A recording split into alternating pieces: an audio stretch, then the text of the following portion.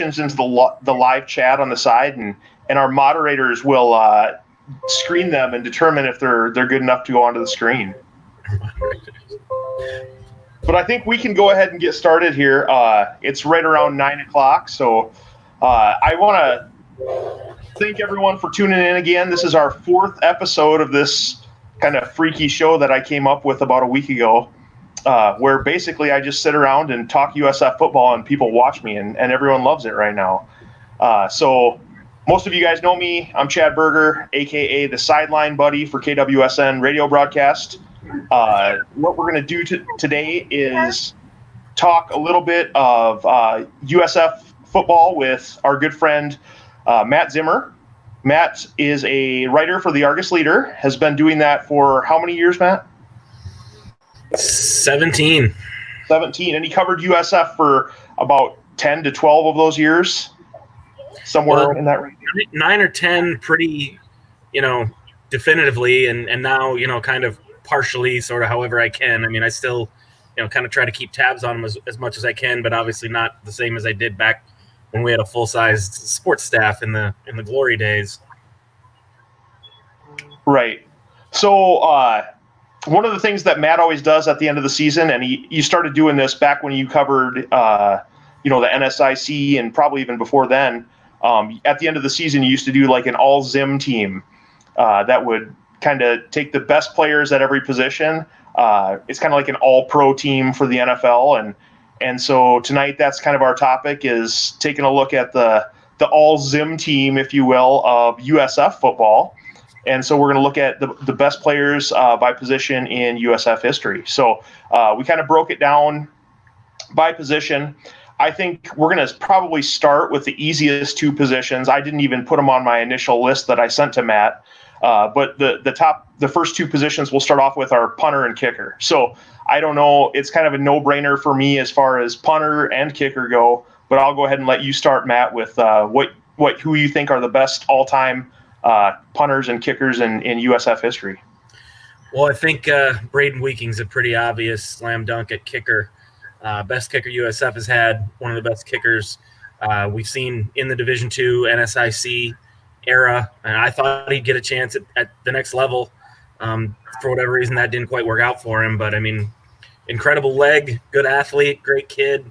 That was an easy one. At punter, I think you could probably make a pretty good case for Braden at that position too, because he was obviously did double duty and was pretty good at it. But in large part, to try and split it up, I gave the nod to Drew Anderson, who was a very good punter for the Cougars in their NAIA heyday on their national championship teams. In particular, I can't remember which game it was. I think it might have been the 07 national championship down in Tennessee. I remember him having a great game in the national championship, several big punts when he went up really high to snag a long snap that could have been a game-changing play. You don't always notice punters, but Drew was pretty good, and so I thought he was a pretty easy call for punter. Well, I picked the obvious choice, Brian Hansen, for best punter of all time. Understood. I kind of thought again, I'm making an all-Zim team. I wasn't around for Brian Hansen. Guys that you covered. Yeah, Brian Hansen averaged, over 44 yards a kick for 2 straight seasons at USF, and then went to the NFL for quite a few years. So he was my selection as the punter, and then my selection for kicker was Braden Weeking as well. So I think that was a pretty easy choice. Guy was almost automatic on extra points, PATs, and had a really high percentage for field goals, around 60% or more. So really good there. All right, so next, I don't know, we're going to have a few viewers coming in here. I think we'll start with the defense and work our way kind of that way. So to start off with, probably the non-controversial picks with the defense or the defensive backfield. So, Matt, who did you have as your all-time team in the defensive backfield? Well, there were 3 that were really easy. Trevor Holloman, to this day, might be the best defensive player I've seen for the Cougars. Maybe not necessarily the best, most talented, because obviously that was still in the NAIA era, but he was so good. Could kind of play center field in pass coverage, great tackler, really smart kid, big for that position. He was just a game-changing player at safety for the Cougars. when they had some of their very best teams. I mean, and he was just fun to watch. He was one of my favorite players to cover when he was at USF. He was really, really good. And then you had that cornerback tandem a few years ago of John Tidwell and Solomon St. Pierre. I mean, those are slam dunks. I mean, John Tidwell was an NFL caliber player. Solomon St. Pierre had 14 interceptions one year, something. I don't even remember how many it was, but what those guys did sort of speaks for itself. And then for the fourth spot, that's where it did get a little bit tougher. The names that came to mind for me initially were Tucker Stout, a recent player who was very good at safety, Josh Butler, another safety who was very good, and a player I thought was really underrated in his career, Andrew Schoenfelder, a cornerback during the NAIA era. Never got a whole lot of attention, but was really just a really reliable player as a cover guy and a tackler. So those were kind of almost a three-way tie, I guess, between those guys for that last spot. Yeah. I had Holloman, St. Pierre, and Tidwell on my list as well. For my fourth defensive back, I kind of cheated and I picked a third corner. But I went with Leo Fenceroy from the 2001-2002 era. Leo came in 2001 and kind of solidified. He was kind of the missing link on the defense in the backfield there, and then was a just shutdown corner in 2002. So I think those two years, Leo was probably one of the top defensive backs in all of NAIA football. So I had him on my list as well. Another guy that I missed by a couple of years, never got to see him play. Yeah. And of course I played with him, so I did get to see him play. Next, we'll move on to the linebackers. And this is where I think we're going to see a few differences between our teams. So I'll go first, and then I'll let you finish up here. Okay. The three that I had a tough time keeping this list to three because there's a lot of talented players. So the three that I had, first I had Dominic Studzinski. He played with the Cougars from 2007 to 2010. I think he started 3 of the 4 years. And basically the 3 years that he started were 08, 09, and 2010, which were 3 of the best years in USF football history. He was the defensive player of the game in one of those championship games, I think. And just a great middle linebacker character, led the team in tackles a couple of those years, or was either first or second because he was also playing with Trevor Holloman some of those times too. The second one I had on my list was Dennis Gardick, and I know it was really tough for me to put a 1-year guy on there, but Gardick that 1 year in 2017 was pretty much the most, one of the most dominant forces we've seen in the USF defensive. I mean, right. Yeah. I mean, he had 70 that 1 year. He had 75 tackles, 21 tackles for loss, and 14 sacks, which is just ridiculous stats. Those are like video game numbers, including 5 sacks against one team in the opening game against Duluth. So I had to put him in there. And then my third choice, this one was really, really tough. I had a couple teammates on here that I was thinking about putting, and then I kind of went back and forth, but I think one season kind of brought this guy up to the top, and I picked Michael Mailing. He played for the Cougars in 2015 and 16, and that one season in 2016 was pretty spectacular for a defensive player. He had 127 tackles, which is the most tackles all time in one season for a USF player. So, and just if you watched him that season, he was just dominant on the defensive side of the ball. That's a good list. There's not a lot to argue with there. And I'll, maybe I'm chickening out a little bit, but I'd like to think I'm just trying to bring a little more entertainment to your show here. But I'm going to give you more than 3 names. Although I will say Dominic Studzinski was the first name on my list. That was the first one that came to mind when I was thinking of this. And Dennis Gardick, obviously, I chose not to put him on the list for the obvious reason, just a 1-year guy. But like you said, certainly can't argue with that. Probably the best single season that any USF linebacker has ever had. And like you said, now he's in the NFL and playing in the NFL. I mean, that kind of speaks for itself. But the other guys on my list, Eric Anderson, a great player, a great leader, during some of those really great Cougar teams that won national championships.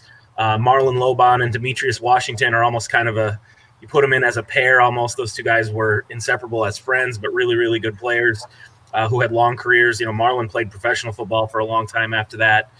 Tyler Newman was a very underrated linebacker for many years, really good player. Nick Bonte was a really, really good player, very athletic, not very big, basically the size of a safety, but was really, really good. I think he went on to play in the indoor leagues for a little bit. John Batnich was a name that, kind of people probably don't remember as well from a couple of Jets teams, but really a nasty player who got a lot of tackles and was really very effective. Cameron Ostrom, Clint Wilson, Carter Allers. There were a bunch of names, especially because Jed had a lot of those defenses, and so did Chuck Morrell too, especially when they were running that 3-4. But they just, ran so many guys through there that you never had that one linebacker that had 140 tackles at the end of the year, with the exception of Mailing, who you mentioned. But, I mean, a lot of times you had a defense there that was one of the best defenses in the NSIC that had 5, 6, 7 really good starting caliber linebackers that were all contributing at the same time. Yeah, it was so tough to pick that. Another guy that I had kind of on my waiting game, BJ Boom, played in the late 90s, early 2000s, really good hitter, great name for a linebacker too. Yeah, no kidding. And then there were a couple guys from the 90s too, Larry Wilson, I think he is in the top 10 of all time for sacks. There were just, a lot of guys that, it was such a tough list to compile. So I'm sure that people will be hitting me up after the show saying, how did you leave this person out? How did you leave that person out? But hey, that was my the list. thing about this. Like, I just feel bad that there's going to be some guy watching and we'll forget, and then later be like, oh, how did we not think of that guy? It's obviously going to happen at some position, but we'll just invite that person to be on another video. That's no big deal. Solution. Yeah, have them put together a list and see how hard it really is. All right. So finally, I've got defensive line. I don't know if you want to give me your top 4 defensive linemen. Okay, that was really tough to do. Again, Latarius Lee was one that came to mind towards the end of the NAIA era. Very good defensive end, pass rusher. Evan Gentry, one of the better players in the early days of the Division II era, a 4-year starter, a true 4-year starter, didn't even redshirt, out of Florida, really good player. And then after that, I'll admit again, I kind of hedging my bets and picking a bunch of dudes, but the first ones that came to mind were Brandon Koolstra, another guy from the NAIA era. Wesley Johnson had a couple big years as a pass rusher. Kyle Dreckman kind of goes, that's about as far back as I go for my era covering the Cougars, but a very good pass rusher. And then, we talked about this before we went live, but, USF, especially when they ran that 3-4 defense under Chuck, a lot of times their defensive linemen, their assignment, was to take up space, was to fill a gap. It wasn't necessarily to get a tackle, to get a sack. So it was hard to judge those guys by statistics. But guys like Darren Quayle, Mike Hartley, Drew DeGroat, those guys, you didn't ever see really special numbers from them, but they were such a big part of what the defense did. And you knew that from talking to Chuck Morrell and Nate Moser and some of the coaches and guys like that were to saying like, hey, these guys are pretty good at what we're asking them to do. And then, Logan Dykstra, a recent guy who's been very, very good. Grant Schindler, I thought, was an effective player who was really underrated in his day. Put him on the list. There you go. All right. Michael Tolkamp was another guy. Like, some of those guys were tough too. Like, I even thought about, is Gardeck a defensive end or a linebacker, because some of those guys, when you have those 3-4 or just the way they run their defense, sometimes there's a little bit of a, what's the difference between an edge rusher or an outside linebacker or whatever. So there's sort of some gray areas on that. But like I said, Latarius Lee, Evan Gentry, Schindler, Koolstra. I mean, there's some really good names there that again, whether you put them on your final 4 or not, those are the names that immediately come to mind when you first start putting together a list like this. Yeah. Yep. I agree. I actually went a little bit before the time area that you went for my top guys. Is Chad Berger on there? No, I played offensive line. Wait for a few minutes here. Give me a couple minutes. I think the top guy that I had was Darren Martina. He played from 1999 to 2002, came out of Lincoln High School, started right away as a freshman, and just was phenomenal. Always lived in the opponent offensive backfield. One season he had 25 tackles for loss and I don't remember how many sacks, so like 11 sacks or something like that. He finished as the USF all-time career leader in sacks and still has that record with 34. So phenomenal player there. Plus, he's a Sioux Falls police officer now, so I don't want him to write me a ticket. If You better be careful since I didn't know about him. Oh. Yeah. Number 2 on my list, I have Travis Dumke. Dumke played for the Cougars from 1993 to 96. He was a bigger guy, played a defensive end. He was around the 300-pound mark, but he was pretty agile, and he was kind of one of those guys when you were watching those games in that era. He stood out on the field. He was bigger and taller and bigger than everyone else. He actually, in that 96 season, the game out at South Dakota School of Mines, it was a blizzard, and the second half they had a running clock, and he actually ended up winning the game for the Cougars by, for some reason, South Dakota Tech was backed up in their own field, on their own side of the field, and they thought it would be a good idea to run a reverse, and Dumke sniffed it out and tackled the guy for a safety to win the game 8-6. So he was on the game high school once 2-0. I thought we were the only team to ever lose by a safety in overtime. I guess not. Yeah, he did finish with 21.5 sacks and was just a dominant force for that defense. The third guy on my list is Kyle Dreckman, who you mentioned earlier. I thought Dreckman had outstanding first 3 seasons that he played. He was getting tons of sacks, and then I think what happened is his senior year, USF kind of switched their defensive philosophy a little bit, and like you said, went to that 3-4 defense. Mm-hmm. And his production, his numbers went down a little bit, but he still finished his career with 26 sacks. And so he really stood out on the field from what I saw. And then the fourth guy that I picked, I had a tough time with this, but I was looking through numbers last night. I was looking through numbers today, and I was like, it's hard to leave this guy off the list. Dwayne Lunny. He was a nose guard. He was about 5'8", 245 pounds nose, and his last 2 seasons, junior and senior seasons, he averaged right around 60 tackles per season and 12 tackles for loss and right around 5 sacks as a nose guard, which I thought was completely ridiculous compared to a lot of the other stats. What his era was again? He played from 2000 to 2003. He's from Gregory. All right, I just missed him then. Yeah. Yeah. So that's my 4. So what we'll do now, that's our defense. I don't know. I've been kind of watching the comments over here. Any of these comments we want to talk about? Maybe linebackers that we missed. We'll put this one up on the board. Witt said Curtis Eben. We missed Kurt Eben.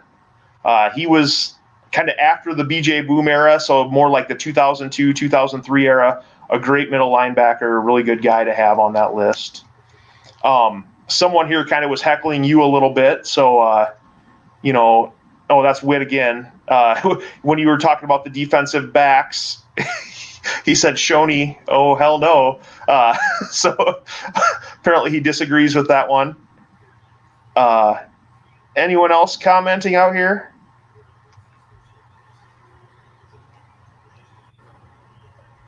Here, Poppy said, we'll let you answer this one, Matt. Do you think the best D2 players are way better than the NAIAers? No, not really, or not necessarily. I think when Kalen and Chuck and Curtis and those guys were coaching at USF, they were very good at identifying and recruiting and signing really high-level players. The Dusty Havorkas, Lorenzo Browns, John Eastman. There were some really high-level players. Trevor Holloman, like we mentioned earlier. The difference, I think, is there's so much more depth at the Division II level. I think the NAIA teams had maybe 6 or 7 or 10 kind of superstar players, and then you could kind of get away with having just a regular dude at some other positions if you had some stars around him, where you can't get away with that as easily at the Division II level. So the D2 teams have much more depth. If you're starting on the D2 team, you're good. And there may not be as many superstars. Now, that's not to say, a Max Mickey, a Gabe Watson, Luke Papillion, that those guys aren't really good players, but I don't necessarily think Luke Papillion is better than Chad Cavender or Lorenzo Brown just because he was Division II versus NAIA. Just because of that. But we'll get to our quarterback here in a little bit. Next we'll move over to the offense. So in the past, we've tried to keep this show to right around 30 minutes, so we'll try to do that again tonight. And we do have 11 minutes left here, and I want to talk through the offense. So we'll start off with the offensive line. Matt, who do you have kind of listed as your top offensive lineman in USF history? I thought this was actually pretty easy because there's been some really good ones, at least in my era covering the team. Trey Pipkins is obviously the first one because he's a third-round draft pick who's playing in the NFL right now as a left tackle. That speaks for itself. He's at a level no other player in USF program history has been. Then the next one that came to mind for me was TJ Went, 4-year starter right during the heart of that dynasty team, in the NAIA championship years. 06 to 09, yep.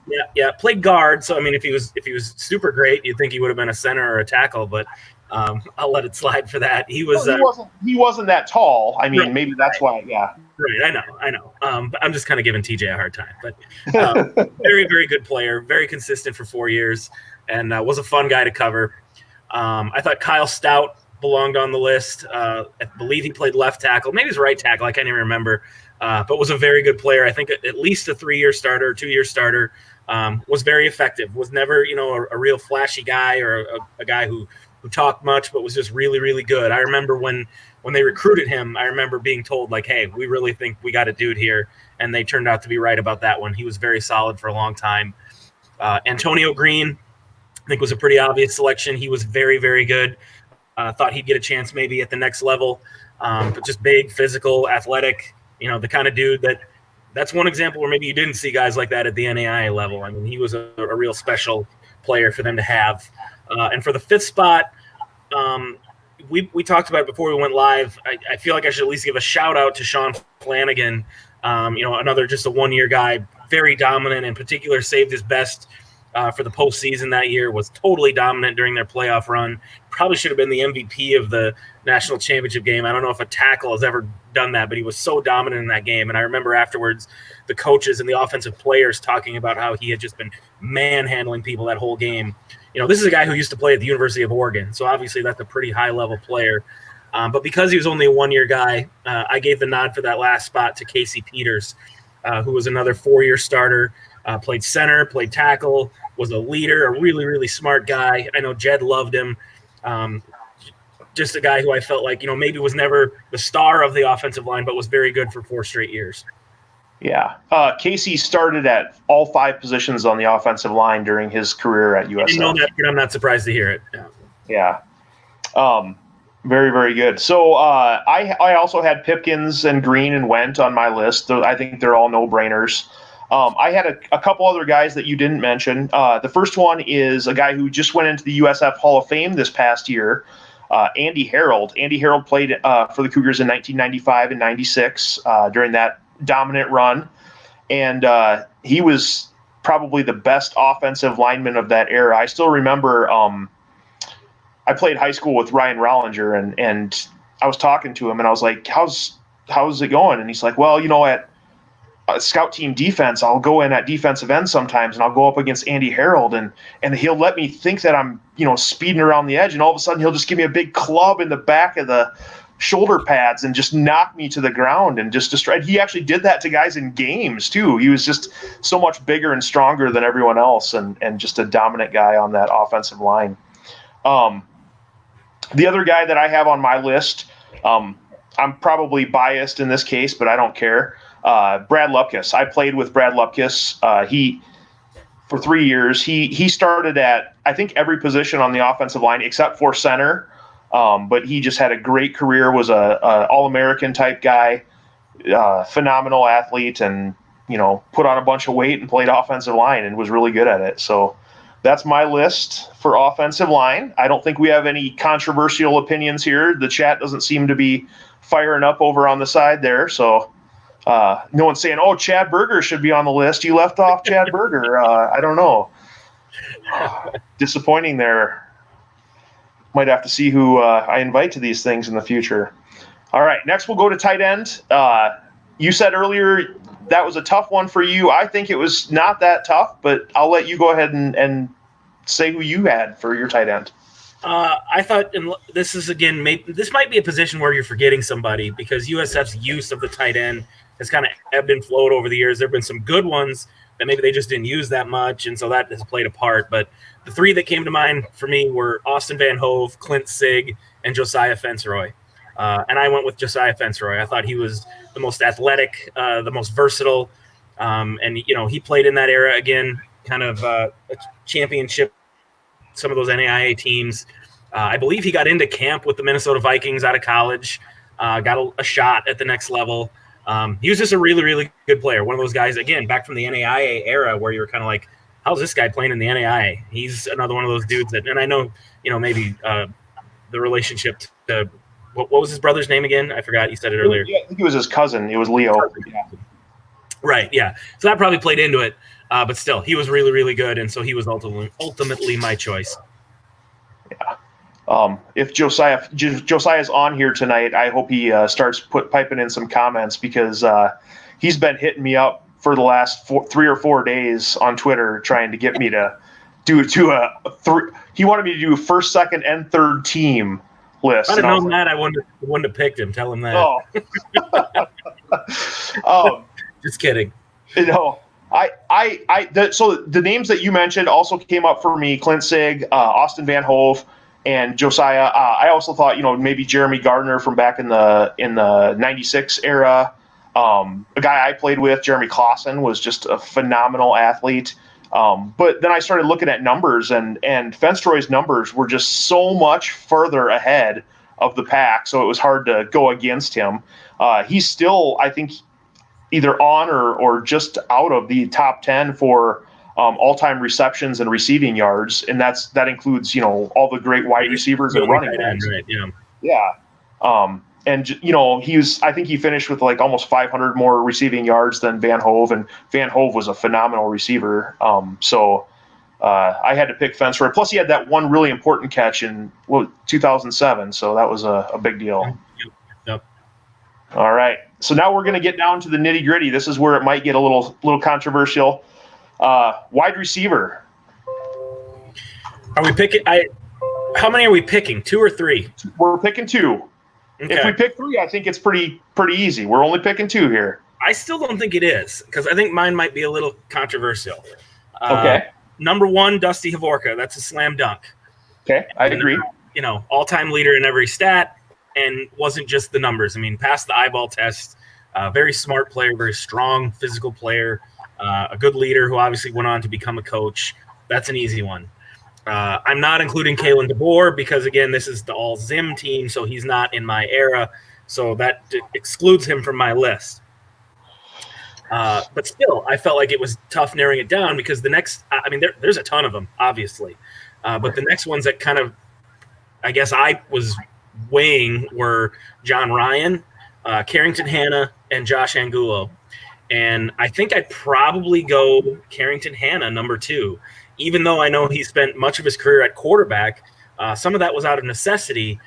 When he was committed to being a wide receiver, the starting wide receiver, I thought he was an NFL caliber player. His hands, his body control, his ability to get open, to move the chains, to get to the sticks. He's a guy who you could throw it to him when he wasn't open and he would still catch the football. He was the kind of athlete you just don't usually see at the Division II level. Was really, really good.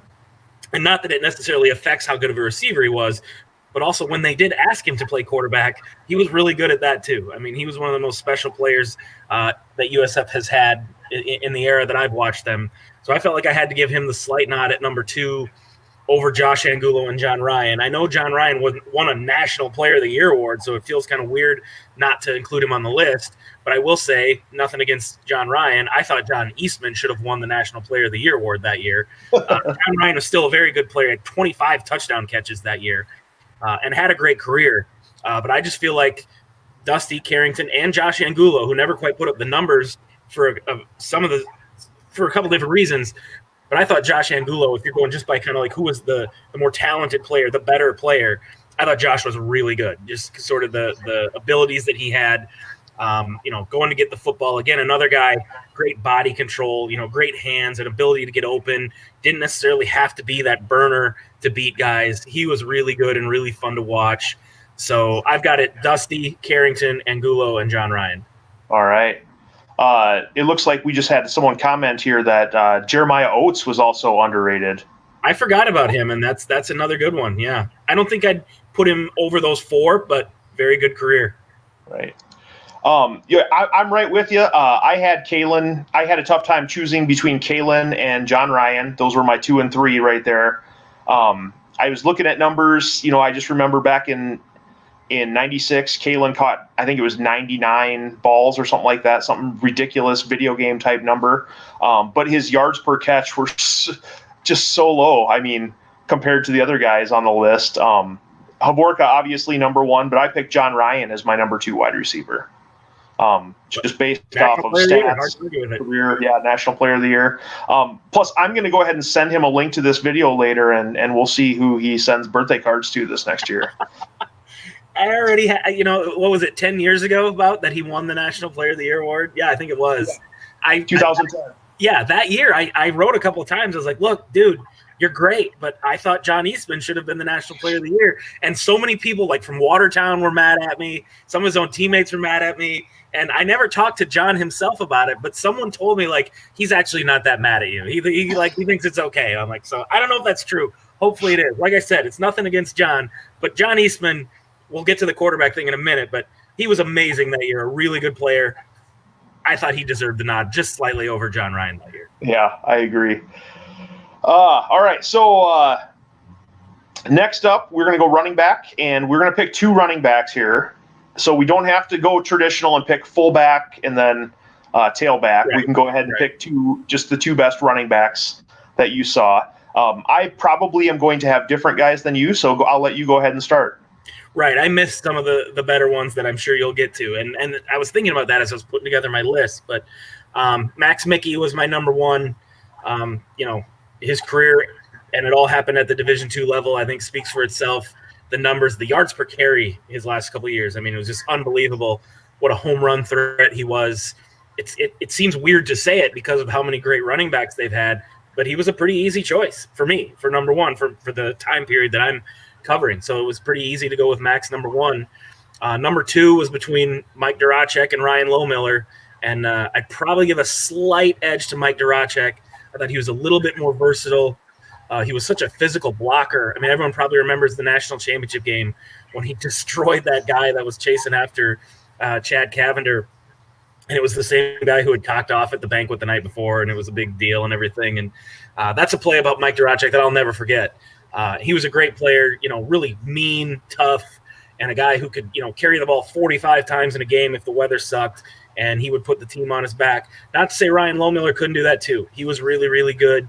And Ryan, first couple of years was splitting carries with a lot of guys. It took him a while to kind of finally get the I don't know if confidence of the coaching staff is the right way to put it, but eventually sort of assert himself as the number 1 guy.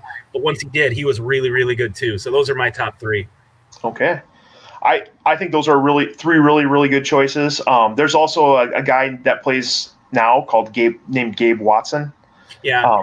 With him being a 1-year guy, I decided not to. But if he had played this year and rushed for another 2,000 yards, he'd be right there. He might be number 1, yeah. Well, even 1,000 yards puts him in the top, 5 or 6 of all-time rushing yards because he had 1,900 yards that 1 year. I mean, it was ridiculous how that season turned out. The 2 guys on my list are David Reuter, played from 1995 to 1998, one of my teammates. Great guy, rushed for 4,783 yards and 85 touchdowns in a 4-year career. And 21 touchdowns a year. Yeah, and David Reuter was not just a great, guy running the ball, but he also did spectacular things catching the ball out of the backfield too. So a great receiving threat. Played with, some pretty decent quarterbacks. He played with Dax Michelena. He played with Curtis Riggs. So he was able to really complement their games quite a bit. The other guy that I have is Nick Corton, also a former teammate of mine. Nick, probably the smallest guy that we mentioned, but one of the more rushing yards. He finished his career with 4,331 rushing yards and 63 touchdowns. And really, he didn't play that much in 1999. I mean, he kind of split time back then with a couple other guys. So, really, he wasn't like the 4-year starter like a lot of these guys ended up being. One of the cool things about, Nick Corton is that in 2001, he had a spectacular season, and we had, like I said, Dax Michelena was our quarterback. We had a pretty decent group of tight ends and wide receivers and everything, and then in 2002, Corton came back, and the whole rest of the offense was pretty much gone. There was a couple offensive linemen left, and then it was Nick Corton, and he pretty much took that team on his back. And if you look through the stats, he was rushing 30 to 40 times per game at 165 pounds or whatever he was, dripping wet, and very durable, and never got hurt, and ended up winning the National Player of the Year that year. So really great career for those two guys. So last but not least, how about quarterback?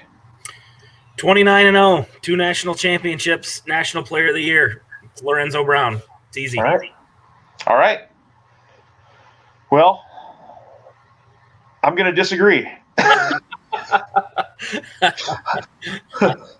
I think Lorenzo is tough. It's tough to pick against Lorenzo. But Luke Papillion never lost a game as a USF quarterback. I know. But hey, we got to debate something here, right? Right. Luke Papillion, in his 4-year career from 2013 to 2016, had like 12,000 combined yards between passing and rushing. It's ridiculous. He's on the top 10 list for rushing.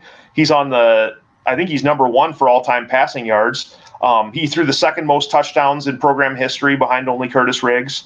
Curtis Riggs threw 55 in 1 year, in one season. So and that's Luke, hard. and Luke did it against much more difficult competition. I mean, let's face it, not to take anything away from Lorenzo Brown, but there were 1 or 2 games a year before the national championship that were even had the potential to be competitive games. I mean, a lot of times, he was kind of just handing off and throwing quick outs for the first 8 weeks of the year to not get hurt. And it wasn't until late in the season where it was like, okay, now we need you to be Lorenzo Brown. Yeah. Well, I think we're a little bit over time here. We'll take a couple questions, but before we do that, who are some other quarterbacks? I mean, you mentioned earlier John Eastman, but who are some other great quarterbacks that you watched? Carrington Hanna was very good when he played the position. Chad Cavender took him to 2 national championships, won a National Player of the Year, was very, very good, was just 1 loss away from also, like Lorenzo Brown, being a perfect 2 years. I think John Eastman never got enough credit for just how good he was. He came back. He was a guy who had transferred down from Division I, had played at Colorado State, how physical he was, how big he was. I can remember plays where he would roll out and a defensive end would break loose to try and sack him, and John would push him down with a stiff arm like nothing. I mean, he was such a big physical guy playing quarterback, and then he had such a strong and accurate arm, and he could run for a big guy too. And I went back and looked at his numbers, 45 touchdowns and only 6 interceptions that 1 year that he was there.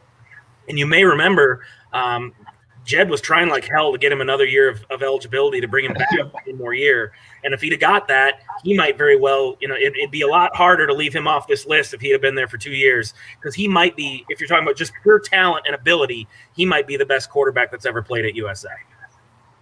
All right. There we go. There's what I'm looking for, my hot take. All right. So that's our lists. I think we nailed it, right? I mean, no one's going to argue with us. We'll see lots of guys showing up on Twitter and wherever else tonight, but whatever. One question that popped in, who's the best athlete you saw at USF? I don't know. You mentioned Carrington Hanna earlier. Is he probably up there, or anyone else come to mind? Just looking at my list, he would have to be the guy. Yeah. I mean, maybe, John Tidwell. I mean, Trey Pipkins. I mean, just seeing those guys when you go on to play at that next level, that kind of speaks for itself.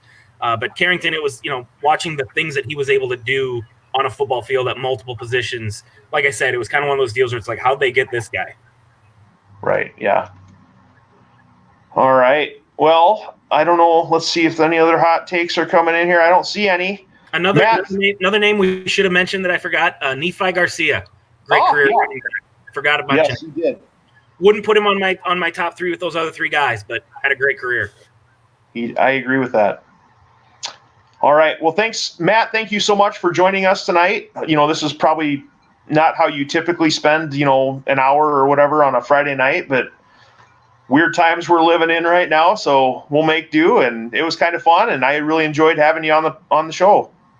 Thanks for having me, Chad. All right. See you guys later.